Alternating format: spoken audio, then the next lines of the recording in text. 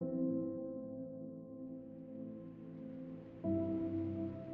I'm sitting here reflecting on how 40 years ago or so, I studied South Carolina history and never once heard about Alfred Rush.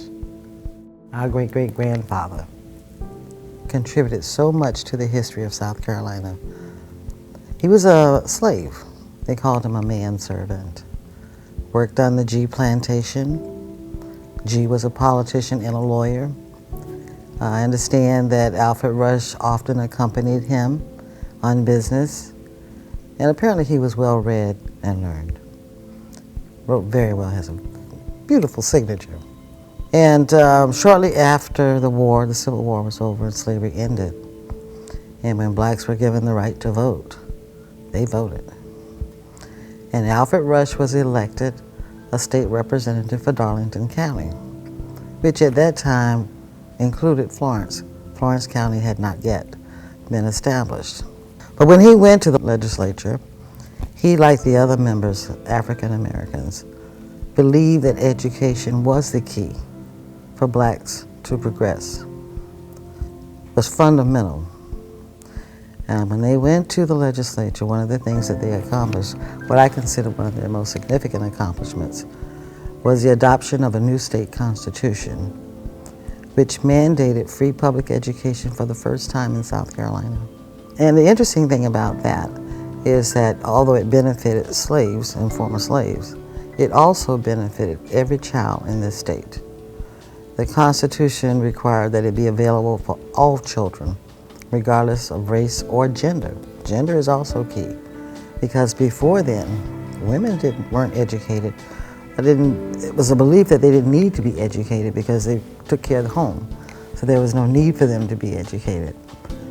So that singular accomplishment, the mandate of free public education, basically transformed South Carolina from an illiterate state to a literate state, and is largely part of the groundwork for the success, our future success.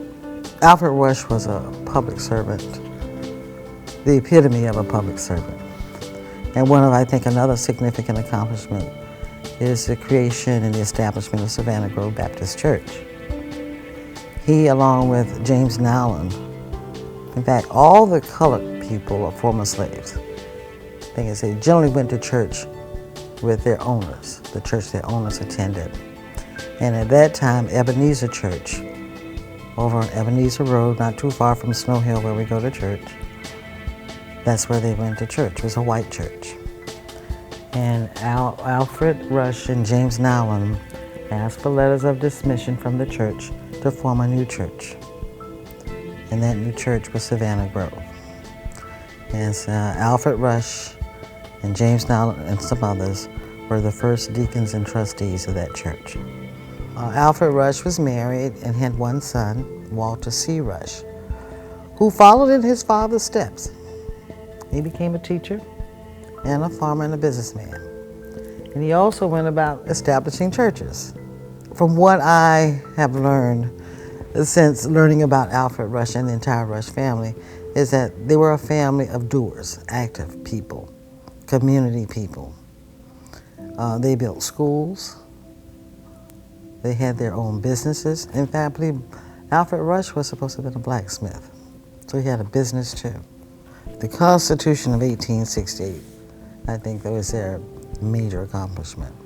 And one thing about the education part of that Constitution, it's always described as a mandate for public education. But what I see is making education a constitutional right, is what it did. The mandate was actually giving the citizens, the children, a constitutional right to an education.